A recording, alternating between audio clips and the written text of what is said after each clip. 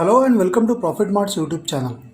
Friends, आज हम major move के बारे में थोड़ी सी जानकारी लेंगे। इसका एक बहुत यूनिक स्ट्रक्चर होता है और खास करके ट्रेडर्स के लिए या टारगेट सेटिंग में कह लीजिए या स्पेक्युलेटिव बिट्स में ये बहुत काम में आता है। और अगर इसको ब्रॉडर चार्ट पे यूज़ किया जाए तो ये medium to long term investors के लिए भी यूज़फुल है, अगर ये वीकली मंथली या क्वार्टरली चार्ट्स पे इसको अगर इम्प्लीमेंट किया जाए तो बहुत यूनिक चीज़ है। तो देखते हैं किस तरह से ये बनता है मेजर्ड मूव। तो फर्स्ट ऑफ ऑल, जैसे आप देख पा रहे होंगे कि ये हमेशा हम स्टॉक में देखते हैं कि एक उसमें एक प्राइस स्विंग डेवलप होता है। तो जैसे ये स्क्रीन पे आप देख पा रहे होंगे कि ए टू बी एक स्विंग है, तो प्राइस बेसिकली चार्ट का डेवलप यहाँ से एक जिगजैग मूव शुरू होगा और ऊपर में वो चलता रहेगा बी पॉइंट तक, लेकिन इन बिटवीन काफ़ी सारे फ्लक्चुएशंस आएंगे, छोटे मोटे डिप्स भी आएंगे, फिर पुल बैक्स भी आएंगे। लेकिन ओवरऑल उसकी जो बढ़त होगी वो बी पॉइंट की तरफ होगी। तो ए टू बी तक का एक स्विंग हमको, या ये कह लीजिए एक ट्रेंड मिलेगा, कंसिस्टेंट ट्रेंड बी की तरफ। बी से फिर एक हमको छोटा सा एक पुल बैक देखने को मिलता है, या रिट्रेसमेंट कह लीजिए, वो देखने को मिलता है। तो वो एक बेसिकली एक नॉर्मल प्रॉफिट टेकिंग होता है, या जैसा कि स्टॉक बढ़ते बढ़ते बहुत ज़्यादा ओवरबॉट भी हो जाता है बी पॉइंट तक पहुंचने तक, तो उसका एक हल्का सा रिट्रेसमेंट आता है सी पॉइंट का। और उसके बाद ये स्टॉक फिर से अपना जो अपमूव है वो उसको कंटिन्यू करता है, जो कि प्रीवियसली चल रहा था ए टू बी तक, और एक हल्का सा पॉज और रिट्रेसमेंट बी टू सी हुआ, और उसके बाद फिर ये कंटिन्यू करता है अपना अपमूव। तो अब ये तीसरा सेकंड ये जो वेव उसका शुरू हुआ है अपमूव का, तो ये कहाँ तक एक्सटेंड हो सकता है, ये अगर हमको जानना होगा तो हम सीधा सीधा इसको मेजर कर सकते हैं। मतलब ए टू बी का जो डिफरेंस है, बेसिकली ए पॉइंट का जो लो है और बी पॉइंट का जो हाई है, तो इसके बीच का जो डिफरेंस है, वो डिफरेंस अगर हम सी पॉइंट के लो से अगर उसको ऊपर की तरफ उसी एंगल में एक्सटेंड करेंगे, तो वो हमको एक डी पॉइंट का एक टारगेट दे देगा, जो कि टिपिकली एक मेजर्ड मूव इसको इसलिए कहा जाता है कि हम प्रैक्टिकली ये स्विंग को मेजर कर रहे हैं। क्यों मेजर कर रहे हैं? क्योंकि जो फियर और ग्रीड साइकिल्स होते हैं वो एक रीडेबल फैशंस में अनफोल्ड होते हैं, और क्योंकि ये ह्यूमन इमोशंस से बहुत क्लोजली रिलेटेड है, तो human emotions already most of the time एक प्रिडिक्टेबल पैटर्न में उसका अनफोल्डिंग हमको देखने को मिलता है। तो जैसा ए टू बी ये हमारा एक ग्रिड साइकिल था, तो उसी ग्रिड साइकिल को अगर हम सी पॉइंट के लो से अगर एक्सटेंड करेंगे तो फिर हमको अगला टारगेट प्रॉबेबली मिल सकता है। तो इन अदर वर्ड्स, ए से बी तक का जितना स्विंग है उतना ही स्विंग हमको सी से डी पॉइंट तक का मिल सकता है।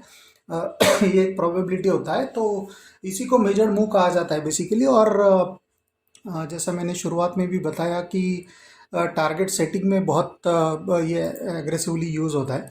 ये देखिए चार्ट पे आपको कुछ इस तरह से नज़र आएगा। जैसे मैंने कहा कि इस पॉइंट से ऑनवर्ड्स आपको उसका जो स्विंग मिलेगा, तो वो अनफोल्डिंग हुआ उसका ए पॉइंट से बी पॉइंट तक, वहाँ से फिर हमको एक रिट्रेसमेंट देखने को मिला, और ये पॉइंट से इसी स्विंग को अगर हम इस पॉइंट से ऑनवर्ड्स एक्सटेंड करेंगे 100%, तो ये यहाँ तक आता है। और आप देख सकते हैं कि यहाँ तक आके प्रिसाइजली वो उसका जो अपस्विंग था वो कहीं ना कहीं स्टॉप हो गया, या फिजल आउट हो गया, और वहाँ से फिर स्टॉक ग्रेजुअली डिक्लाइन करने लगा।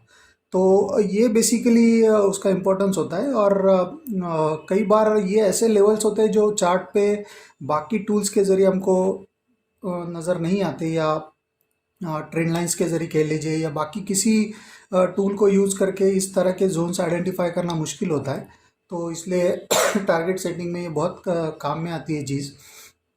तो इस तरह से कुछ आपको ये चार्ट पे डेवलप होता हुआ दिखेगा। और इसी में आप थोड़े से और थोड़े से इंट्रिकेट पैटर्न्स भी होते हैं, जो कि रीड करना थोड़ा मुश्किल होता है, लेकिन आप अगर इसकी प्रैक्टिस अच्छे से कर सकते हैं तो वो भी आप पढ़ पाएंगे, उसमें भी कोई ऐसी डिफ़िकल्ट चीज़ नहीं है। इसी का उल्टा जो होता है, अभी पहला हमने जो देखा वो अपवर्ड स्लोपिंग मेजर्ड मूव था, और अभी जो हम देखेंगे वो डाउनवर्ड स्लोपिंग मेजर्ड मूव, या मेजर्ड मूव डाउन जिसको कह सकते हैं। तो ये सेम लॉजिक इसमें रहेगा। ए पॉइंट से बी पॉइंट तक का एक हमको फॉल मिलता है स्टॉक में, और उस फॉल के बाद एक ओवरसोल्ड टेरिटरी से स्टॉक में एक पुल बैक मिलता है सी पॉइंट तक का, और सी पॉइंट से फिर वो अपना जो डिक्लाइन था, जो प्रीवियस उसका डाउन मूव था, उसी को रिज्यूम करता है। तो बेसिकली ए पॉइंट से बी पॉइंट तक का जो डिफरेंस था, इस डिफरेंस को अगर हम सी पॉइंट के टॉप से अगर एक्सटेंड करेंगे ऑन द लोअर साइड उसी एंगल में, तो ये डी पॉइंट का टारगेट हमको दे देगा, जो कि हमारा एक प्रोजेक्टेड एरिया होगा, प्राइस टारगेट होगा ऑन द लोअर साइड। तो इस तरह से हम इसको सेट कर सकते हैं बेसिकली ट्रेडिंग में। ये देखिए, ये चार्ट पे कुछ इस तरह से नज़र आएगा आपको। अभी हालांकि इस पूरे फेज़ में काफ़ी सारे फ्लक्चुएशंस हुए, लेकिन ब्रॉडली हम देख सकते हैं कि from this point two this point ये एक कंसिस्टेंट डाउन मूव था, और उसके बाद फिर हमको एक अच्छा खासा एक पुल बैक का अटेम्प्ट देखने को मिला, और उसके बाद फिर ये फिजल आउट होता हुआ नज़र आया मूव। और उसका जो हमने जैसा मेजर किया actually from this high to this low, ये जो डिफरेंस था, वो डिफरेंस हमने इस पॉइंट के हाई से, सी पॉइंट से, उसको लोअर साइड पे एक्सटेंड किया। तो आप देख सकते हैं कि किस तरह से वो स्टॉक उस जोन तक आके 2-3 दिन उसने कंसिस्टेंटली अटेम्प्ट किया उस लेवल को ब्रेक करने का, लेकिन क्योंकि फियर साइकिल प्रीवियसली जितना अनफोल्ड हुआ था उतना ही इस स्विंग में भी अनफोल्ड हुआ है, और दैट इज़ द रीज़न कि उसका गिरने का जो पोटेंशियल था वो इतना ही था, और यहाँ से फिर स्टॉक ने बाउंस बैक कर दिया। तो ये एक ऐसा टेरिटरी होता है जहाँ से अगर हम सही मायनों में यहाँ पे अगर कोई स्टॉक या इंडेक्स को कैच कर पाए इस तरह के जोन्स में, तो फिर वहाँ से रिस्क रिवॉर्ड एक बहुत ही अच्छा 1 to 6, 1 to 8 kind of risk reward भी हमको मिलता है। तो इस तरह के मूव्स बहुत यूनिक होते हैं। तो दैट इज़ द रीज़न ये ट्रेडर्स के लिए बहुत यूज़फुल चीज़ है।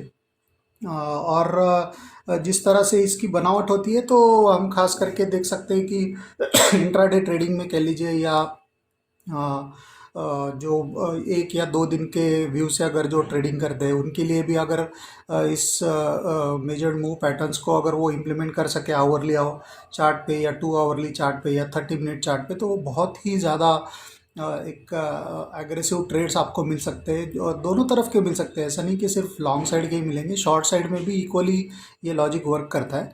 तो यही आज के वीडियो का मकसद था कि इसके बारे में थोड़ी सी जानकारी आपको देना। सो आज के वीडियो में इतना ही। Thank you for watching.